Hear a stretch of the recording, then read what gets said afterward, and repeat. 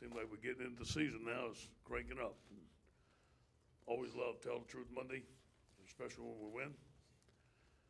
We are very excited to walk down that Tiger Walk for our first game. It was an exciting moment. It was packed.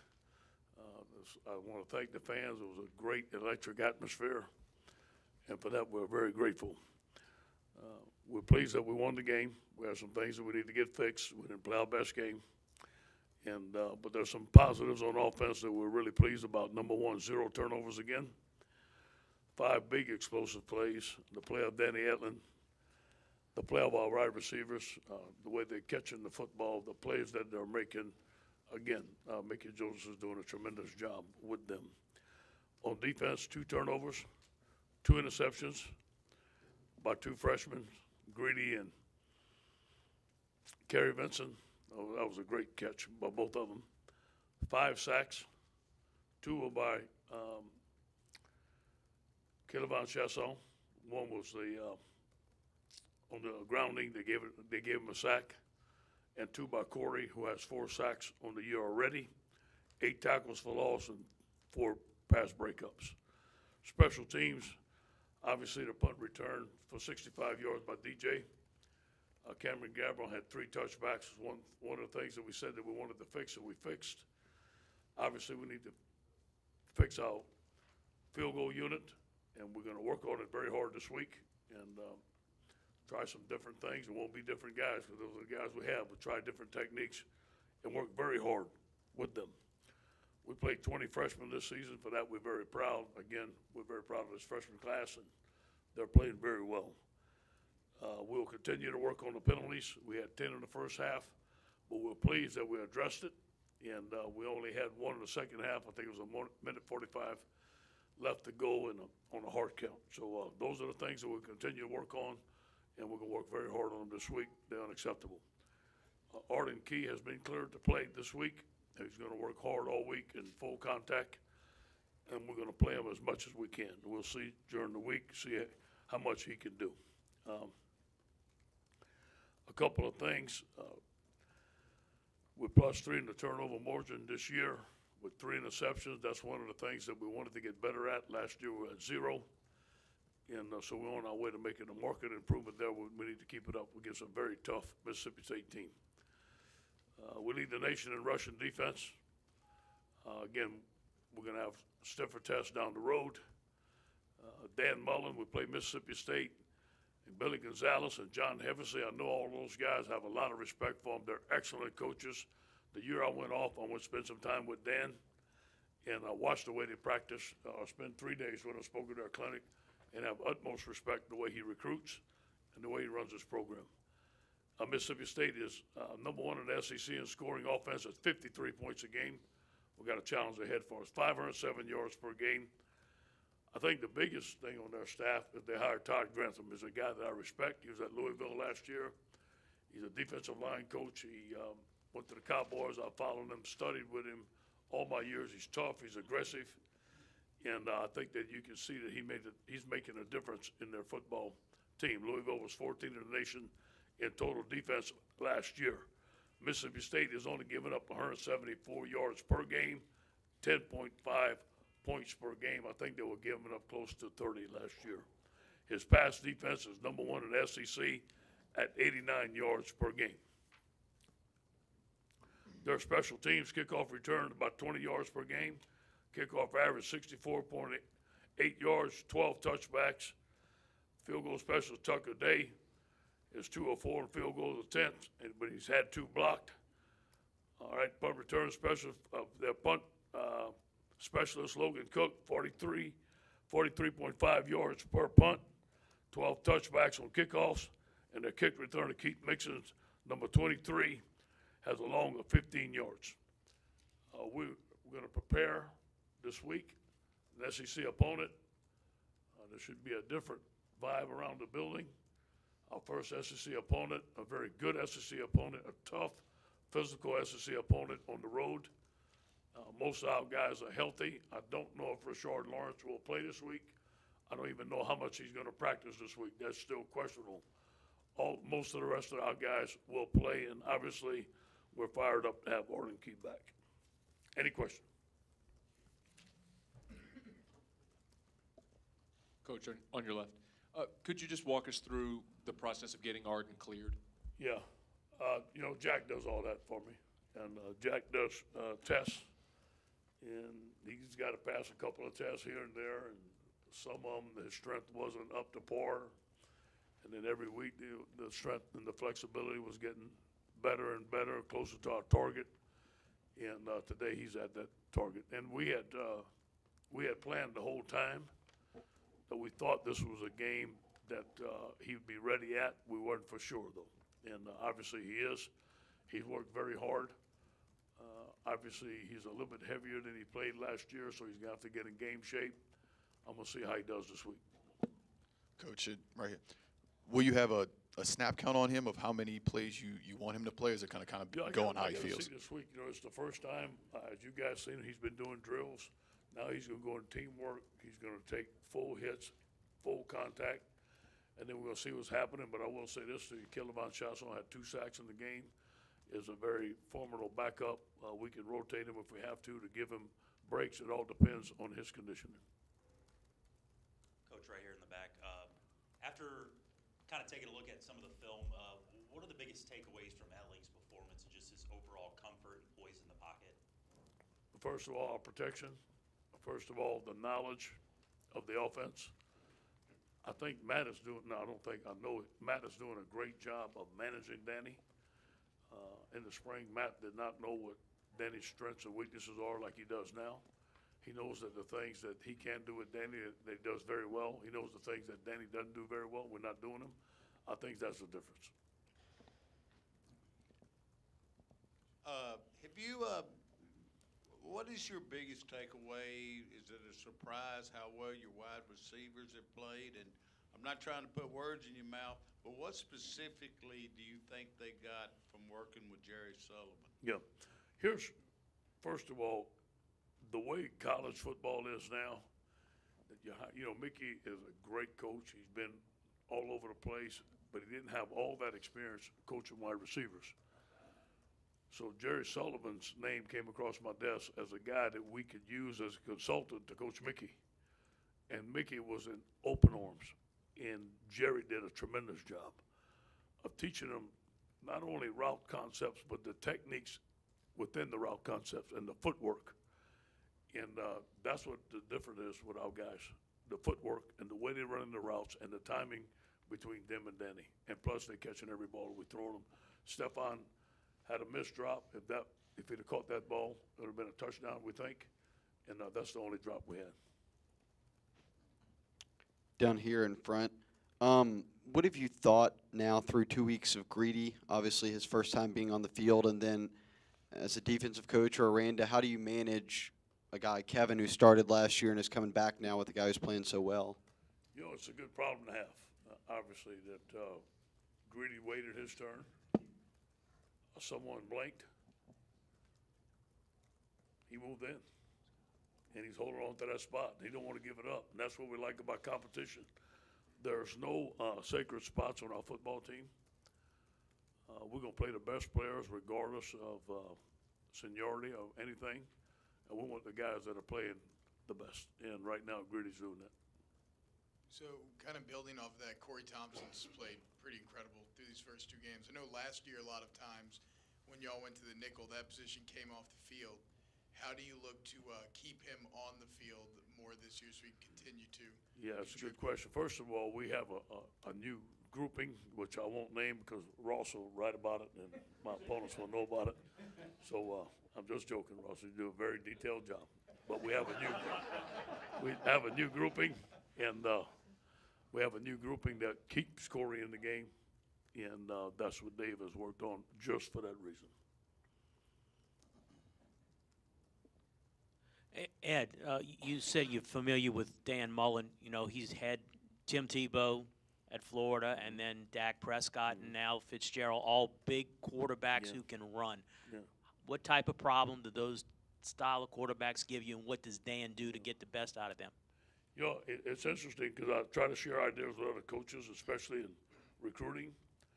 And I said, Dan, you've had you've had success recruiting a lot of quarterbacks. What is the main ingredient you look for in a quarterback? He did not hesitate. Toughness. And that's what this guy is. He's tough. He can run the football. And he can read. And, you know, Dan's a great coordinator. He's seen all the defenses against his zone read, against the offense that he runs. He does a tremendous job of calling plays on the sideline, changing plays on the sideline, and obviously Fitzgerald's very smart. Yeah, Ed, y'all have had 17 of your 21 penalties been the first half. Can you tell me what's going on with all the early penalties first half? Yeah, I think we need to settle down a little bit. I think that obviously we're coming out very fired up. We have some young players. I'll give you an example. Xavier Lewis missed the first game. He's so fired up to go hit somebody on the kickoff team. He's offsides, which is not an excuse. We have a lot of shifts and motions. Guys are a little jittery. They're jumping. They're trying to get lined up. The quarterback is giving us a hard count. We want to get a great pass rush. We're jumping off on first down. We shouldn't be doing that. We got to coach them better. I think once we settle down, like we saw in this half, that the guys are more disciplined. So we have to calm them down. Maybe not as many shifts and motions at the beginning. Calm them down. Play the older guys at first, and quit creating all these penalties that put us in negative situations. Coach Renfro, could you talk about Fitzgerald a little bit more and the challenges that go along with defending a guy like that, somebody you haven't seen with so many young guys on the field? Yeah, here's the deal. They do a tremendous job of reading the box, and they're going to take, just like what our guys do, they're going to take what he give you. So if you put too many people in the box, he can throw that football, and they got darn good receivers. He can make the reads on his own reads that he needs to and keep the ball and scramble out the pocket. So he's a good decision maker. He's a good runner, can scramble, and he can throw the deep ball. He's a complete quarterback in my mind. Coach, noise is going to be a really big factor in this upcoming game. What are you going to do to prepare your guys for it? Yeah, obviously, I think Matt has a lot of techniques that he uses on the road. We're going to practice them this week. I kind of like playing on the road because on Tuesdays we get our John Deere tractor, and we get it right behind the offense, and we bring some big speakers out, and we kind of play their fight songs and crowd noise and cowbells and all that stuff. But, you know, I respect them. Listen, I've been there many times. I respect the Mississippi State people. They tough, they blue collar, they hard nosed.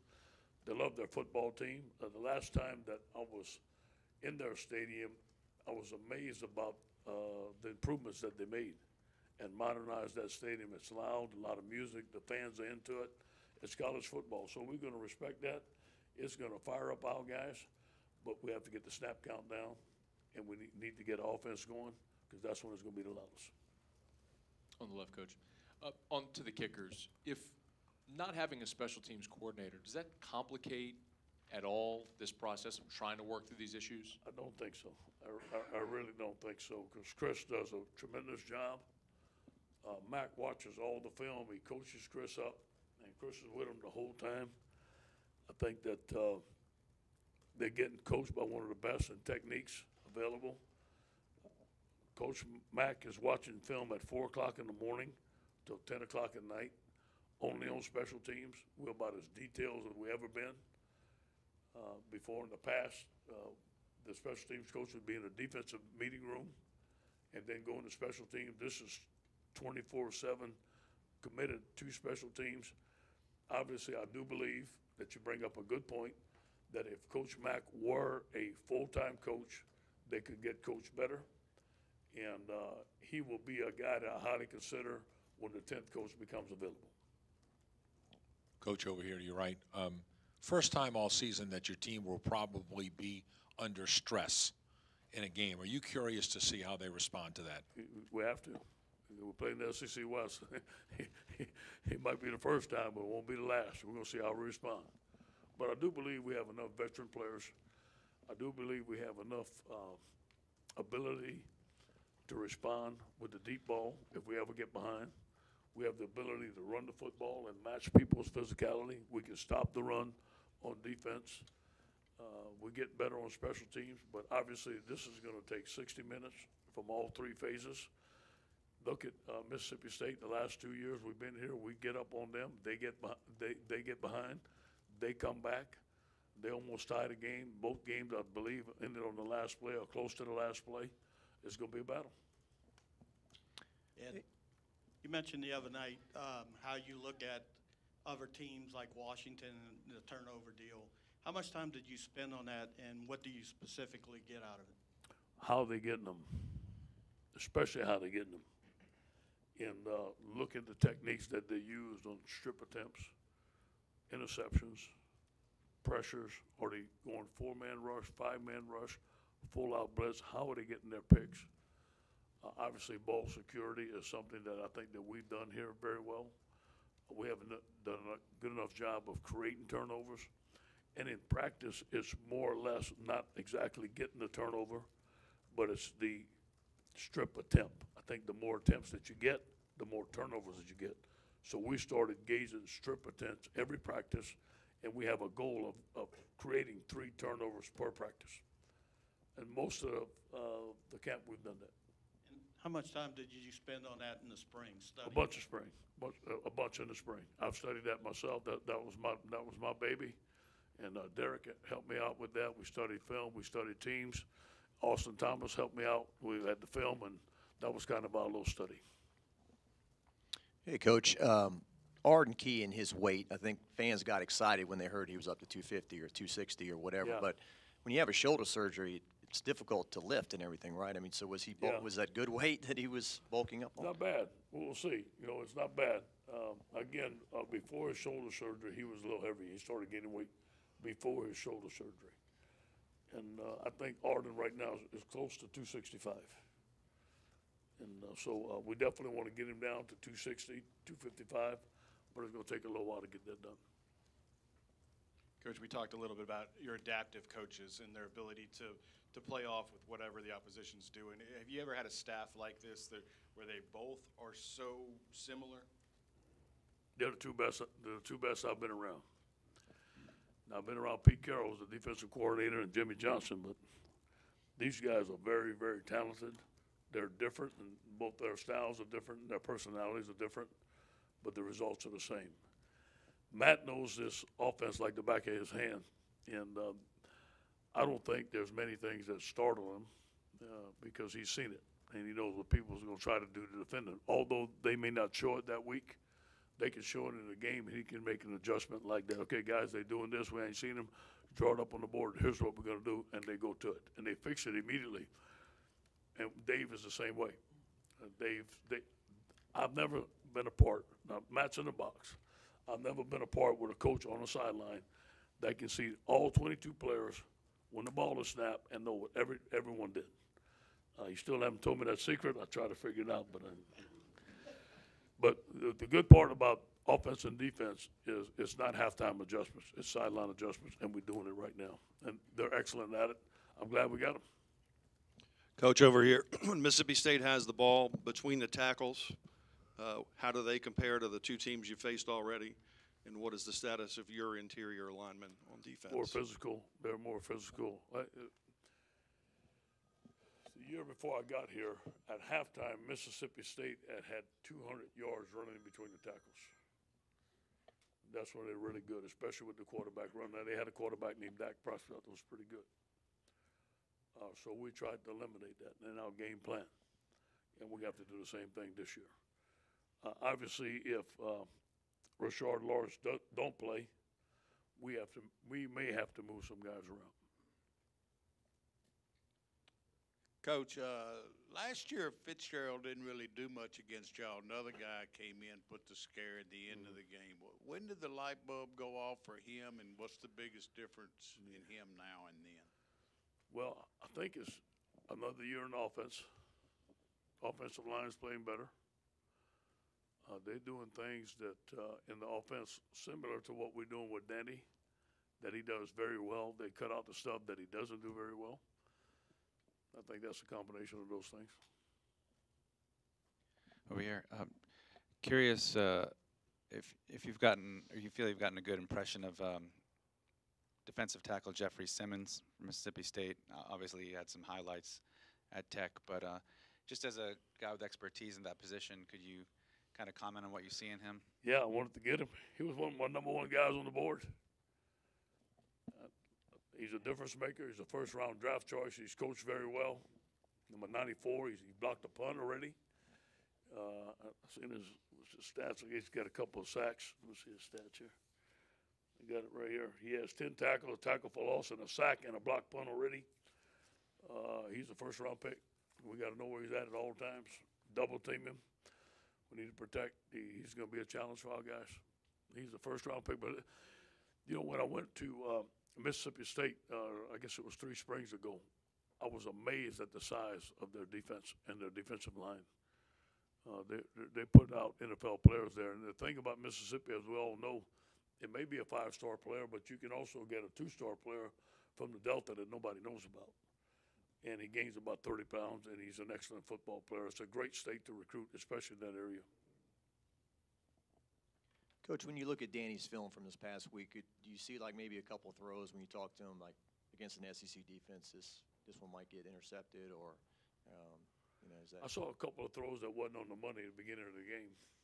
And we need to. That first out route was not on the money. We missed some throws in the red zone.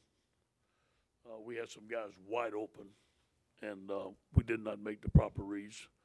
So there's a lot of things to improve in that area. Coach, I know it was 10 years ago, but do you ever think how different your life would be if you had punted the ball against them in that situation that you were in? Yeah, and I thank the good Lord every day. It's just been a great journey. You know, I live like this, man. Whatever happens, it happens for a reason, and I move on to the next day. I should have punted the ball. It was an emotional decision. That's why I have mentors nowadays, especially when I get emotional. And I ask them, what do you think? And I ask Matt, what do you think? I ask Pete, what do you think? I ask Dave, what do you think? So those are the things I've grown in that area. But I will say this to you. We beat a team called Stanford, who was ranked number 4 in the country. And most people wouldn't have went for it on 4th down. We did. And they crowded the stadium floor. So those things can happen. But that was not a very good call. But I'm very appreciative to be at LSU. As a follow-up, if that situation comes up again, how much more deliberative will you be in that kind of spot, or will you, go back to being a little bit of a riverboat gambler in that spot? No, I'm punting. I want to keep this job. Anybody else? Ed, can you go over each assistant and their special teams responsibilities? Yes. I think you got like 5 or Easy. 6. No problem. Jeff Grimes handles the field goal protection unit. Chris coaches the holder, the snapper, and the kicker. Okay. The Geronimo unit is coached by Dennis Johnson, myself, and Corey Raymond. Dennis is the chief guy there. The kickoff unit is coached by Dennis Johnson. The punt return unit, which we call Charlie, is coached by Corey Raymond. The kickoff return unit, which we call house call, is coached by Mickey Joseph. And Steve Ensminger does a great job of assisting. All the assistants assist on every one of them. I think, the punt unit is coached by Tommy Robinson. What's that? Say again? Chris is our GA, our graduate assistant coach that handles the special teams through Coach Mack. And McMahon can't be on the field during the games, or is he on the field? No, he's not on the field. Yeah, over here, it's more of an SEC question and a poll question. You probably disagree with this perception, but there seems to be one that SEC is a little top-heavy. You have Alabama #1 and then no other SEC team in the top 10. Yeah. Why do you think that is? Do you understand it, and what do you make of it? Well, first of all, Alabama's done a great job. They deserve to be where they are until somebody beats them. You know, I really don't worry about the rankings at this time of the year because they're going to change, and they change in a hurry. And we just take it one game at a time. We know we got Mississippi State. To me, Mississippi State's the #1 team in the country. Right now, we got to go beat them. That's how focused we are. And all that stuff doesn't matter. I think the only time a ranking matters is when the season's over and you play the final game and you pick up the paper the next day. I think that's when the rankings matter. Thank you, guys. Have a great day.